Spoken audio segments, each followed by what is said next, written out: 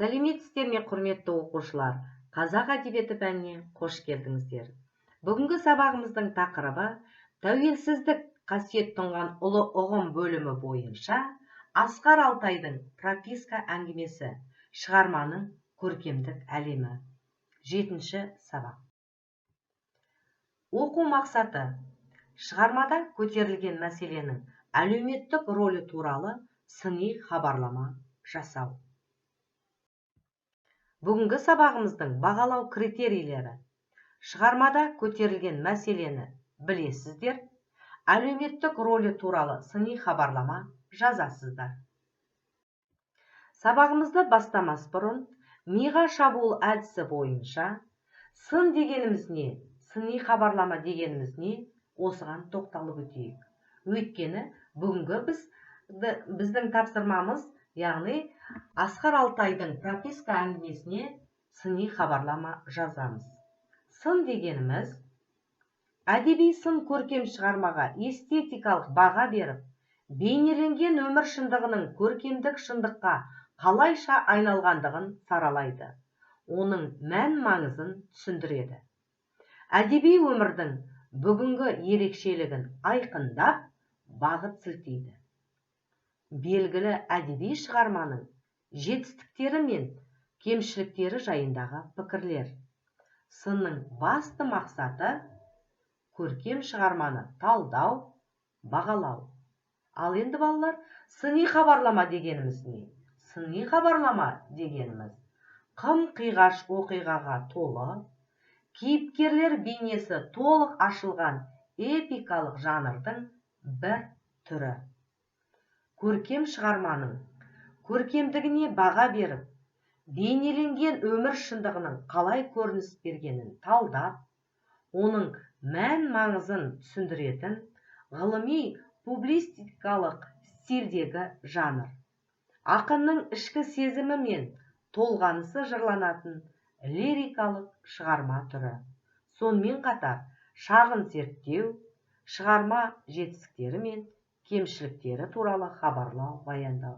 Міне балалар, сын дегеніміз не, сыни хабарлама дегенімізді түсіндік. Енді тапсырмамызға көшейік. Бірінші тапсырма: борт журналы әдісі арқылы шығармадағы көтерілген мәселені анықтап, әлеуметтік рөлі туралы сыни хабарлама жазасыздар.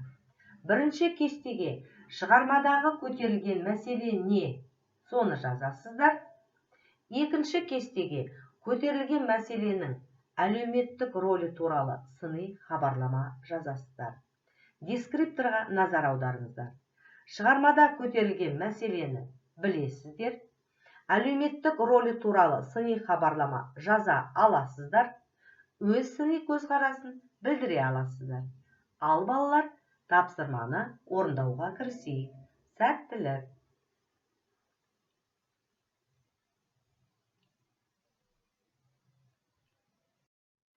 Ал балалар, өзімізді тексеріп көрейік. Бірінші кестеде шығармадағы көтерілген мәселе не? Сол туралы жаздық.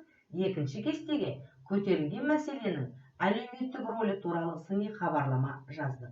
Бірінші: әскерден жаңа келген Архаттың жұмысқа орналаса алмауы. Әскерден келген жас жігіт туған жеріне үмітпен келеді. Оның 4 ай бойы жұмысқа орналаса алмауы оны әбден қажытып, ашу-ызаға болып тұрады. Оның алдынан шыққан кедергілер Архаттың үмітін су сепкендей басады. Екінші көтерілген мәселе: әскерден келген кезінің желтоқсан оқиғасымен тұспа-тұс келуі. Еліне оралған жас жігіт 1986 жылғы Алматы қаласындағы желтоқсан оқиғасына еш қатысы жоқ. Бірақ ол тура сол оқиға кезінде елге әскерден келген болатын. Жазықсыз тергеуге алынады және соққыға да жығылады. Сонда оның бар жазығы желтоқсан оқиғасы тұсында әскерден келу еді. Міне балалар, үшінші мәселеге тоқталайық. Арқаттың азаматтық тіркеуінің, яғни пропискасының жоқтығы. Әңгімеде желтоқсан оқиғасынан кейін ауыл советтер өз көлеңкесінен қорқып отырғандығы айтылады. Қала маңындағы колхоз совхозда паспортқа тұрақтанушыларды жергілікті совет арқылы қатты тексеру жүргізіліп жатқаны да нақты айтылған. Пропискасы жоқтарға 300 сом көлемінде айыппұл салады. Осыған байланысты Арқат еш жерге пропискаға тұра алмайды. Әскерден жаңа келген Арқаттың не кінәсі бар? 4 ай бойы не жұмысқа кіре алмады, не өзін ақтай алмады. Төртінші мәселе. Күршімге жете алмаған көлік әуресі. Көрген барлық қиындықтарына қарамастан, Арқат соңғы мүмкіндікті де көргісі келеді. Туған ауылы Күршімге барып, пропискаға тұрып, жұмыс істеп, қаражат жинап, қалаға қайтуды алдына мақсат етіп қойған жас жігіт жолда тағы да жігері сынады. Өйткені жолға шыққан автобус қарға малтығады. Көздеген жеріне жете алмайды. Автобус өткелден өте алмай, Самарға кері қайтады. Осы жерде бізге Алматыда өз орнын таба алмаған Арқатқа ата мекені Алтай құшақ жайғандай көрінеді. Арқаттың болашағына сеніммен қараймыз. Міне балалар, бүгінгі біздің оқу мақсатымызға толық жеттік деп ойлаймыз. Яғни шығармадағы көтерілген мәселені талдадық, көтерілген мәселенің әлеуметтік рөлі туралы сыни хабарламаны жаздық. Ал енді балалар, біздің сабағымыздың тақырыбында Асқар Алтайдың прописка әңгімесі берілген және шығарманың әлемі берілген. Осы бойынша автордың осы шығармада қолданылған теңеулерін, эпитеттерін талдауға көшейік. Далада бөрідей ышқына ұлыған боран, іште ызғарлы аяз. Арқатты үзік-үзік ойлар жайлаған. Автобус оталалмай ызың-дызың етіп тұрды да, тауды жаңғырықтыра оқыс құлаған жартастай дүр ете түсті. 3 жас жігіт жиналмалы есікті айқара аштыра бере, тыста құтырынған қарлы құйын ішке қарай қотарыла құйылсын. Боран бақсыдай автобусты айнала асыр салып үйіріледі. Әйтпесе 4 ай бойы тепсе темір үзетін бұл сергелденге түсер ме? Осы бейнеттік кешер ме? Жас балалы келіншек пен 3-4 қартаң әйелдерден басқалардың бәрі де шофердің айтуымен автобусты аяғынан тік тұрғызуға кірісті. Балалар, осы үзінділерге мұқият назар аударыңыздар.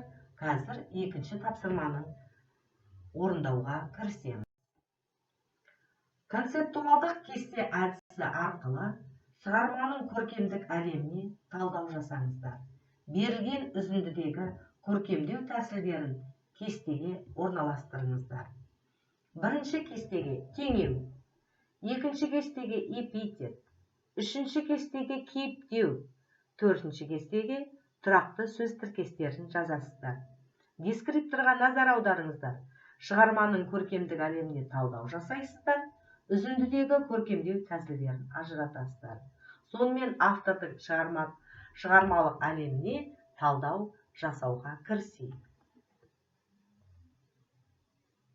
Сәттілік балалар. Ал енді балалар, өзімізді тексерейік. Жаңағы үзіндіден біз алдымен теңеуді таптық, бөрідей, жартастай, бақсыдай. Екінші эпитетті таптық. Ұлыған боран, ызғарлы аяз, жас жігіт, қарлы құйын. Үшінші кестеге кейіптеу. Құтырынған қарлы құйын үшке қарай қотарыла құйылсын. Боран асыр салып үйіріледі. Төртінші кестеде тұрақты сөз тіркестерін жаздық. Тепсе темір үзетін, аяғынан тік тұрғызу.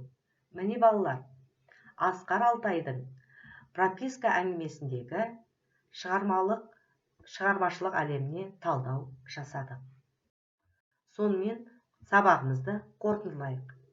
Прописка әңгімесіндегі көтерілген мәселені біліп, әлеуметтік ролі туралы сыни хабарлама жаздық.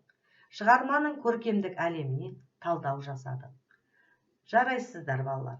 Осымен біздің бүгінгі сабағымыз аяқталды. Оқу тапсырмасы. Шығармадағы негізгі кейіпкер Архатқа хат жазасыздар. Прописка әңгімесін хрестоматиядан тағы да толық оқып келесіздер. Сонымен балалар, бүгінгі сабағымыз аяқталды. Келесі кездескенше қош сау болыңыздар.